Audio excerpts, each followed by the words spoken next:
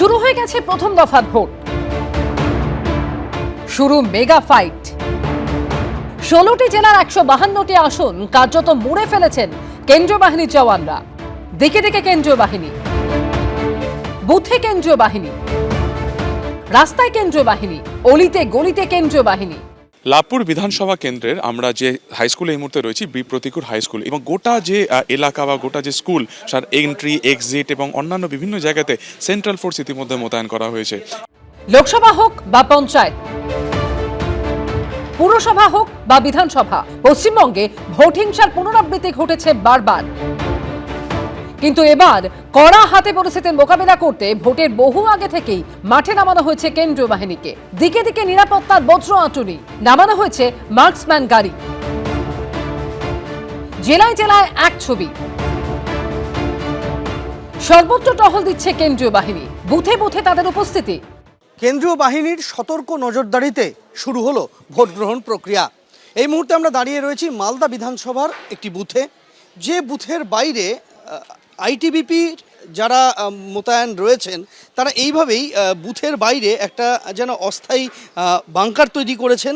বুথের ভেতরে, বুথের বাইরে, রাস্তায় সর্বত্র কড়া নজরদারির বন্দোবস্ত চোখে পড়ছে গোটা মালদা জেলার সবকটি বুথ জুড়ে। নির্বাচন কমিশন সূত্রে খবর, প্রথম দফার ভোটে মোট 2407 কোম্পানি কেন্দ্রীয় বাহিনী মোতায়েন করেছে নির্বাচন কমিশন। সবচেয়ে বেশি কেন্দ্রীয় বাহিনী মোতায়েন মুর্শিদাবাদ জেলায়। তবে মুর্শিদাবাদ জেলাকে দুই ভাগে ভাগ করেছে কমিশন। এক মুর্শিদাবাদ পুলিশ জেলা, দুই জঙ্গিপুর পুলিশ জেলা। দুই মিলিয়ে মুর্শিদাবাদে মোট কেন্দ্রীয় বাহিনী মোতায়েন রয়েছে 316 কোম্পানি। তার মধ্যে মুর্শিদাবাদ পুলিশ জেলাতেই 240 কোম্পানি বাহিনী, বাকি 76 কোম্পানি জঙ্গিপুর পুলিশ জেলায়। সবচেয়ে কম কেন্দ্রীয় বাহিনী থাকবে কালিম্পংয়ে, 21 কোম্পানি। সীমান্তবর্তী জেলাগুলিতে নাকা চেকিংয়ে বিশেষ জোর দেওয়া হচ্ছে।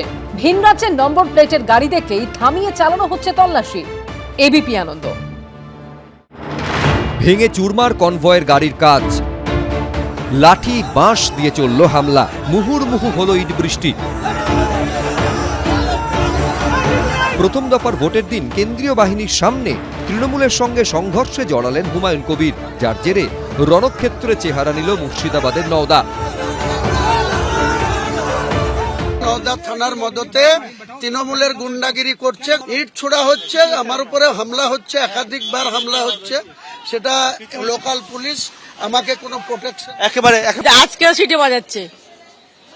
আজকে কি কোনো প্রচার করা যায়? আজকে কি কোনো প্রচার করা যায়? আজকে কিছু করা যায় না, সিটি বাজাচ্ছে এখনো। কালকে তো আমাকে দেখে বোম ব্লাস্ট করেছিল, আমি আরেকটু এগিয়ে না গেলে আমারই গায়ে ফাটতো। বৃহস্পতিবার শিবনগরে একটি ভোট গ্রহণ কেন্দ্রে হুমায়ুন কবির উপস্থিত হলে তাকে ঘিরে স্লোগান দিতে থাকেন তৃণমূল কর্মীরা। পাল্টা তৃণমূল কর্মীদের দিকে তাড়া করে যান হুমায়ুন কবির, কেড়ে নেওয়া হয় কেন্দ্রীয় বাহিনীর লাঠি। তুমুল উত্তেজনা তৈরি হয়। হুমায়ুনের দাদাগিরি চলবে না। দালালি হট হট হট গেছে।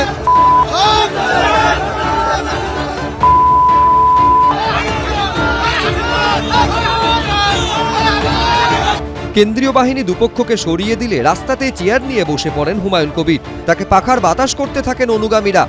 নওদায় যে উত্তেজনা পরিস্থিতি ছিল সেটা কিন্তু এখনো পর্যন্ত রয়েছে। লরির সামনে চেয়ার নিয়ে হুমায়ুন কবির রাস্তায় বসে পড়েছেন এবং উল্টো দিকে তৃণমূল কর্মীরা তারা জমায়েত করে রয়েছে। তৃণমূলের মস্তান বাহিনী বেআইনি রিভলভার নিয়ে পুলিশের সাথে পুলিশের ব্যাগ ছিনতাই করে নিচ্ছে। পুলিশ তাদের বিরুদ্ধে কোনো অ্যাকশন করছে না। আর এখানে মস্তান বাহিনী আমাদের উপরে চড়াও হতে আসছে। এর শেষ দেখে তারপরে নওদা ছাড়বো। কিছুটা দূরে পাল্টা রাস্তায় বসে বিক্ষোভ দেখাতে থাকেন তৃণমূলের নওদার বুথ সভাপতি সফিউজ্জামান শেখ। তাকেও পাখার বাতাস করতে থাকেন তৃণমূল কর্মীরা। হুমায়ুনকে দাদাগিরি করতে দেব না। 9:10 অবধি নওদায় শান্তিপূর্ণভাবে প্রায় 3 ঘন্টা ভোট চলেছে, কোথাও কোনো রকম অশান্তি ছিল না। হুমায়ুনের দাদাগিরি চলতে দেব না, তাকে ভোট লুট করতে দেব না। এরপরই আরও উত্তপ্ত হয়ে ওঠে পরিস্থিতি।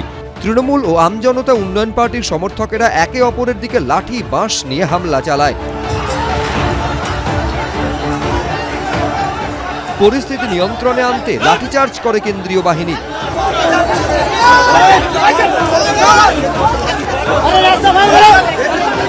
শেষে কেন্দ্রীয় নিরাপত্তা বাহিনীর ঘেরাটোপে এলাকা ছাড়েন হুমায়ুন কবির। পার্থপ্রতিম ঘোষ, সুমন ঘড়াই, এবিপি আনন্দ।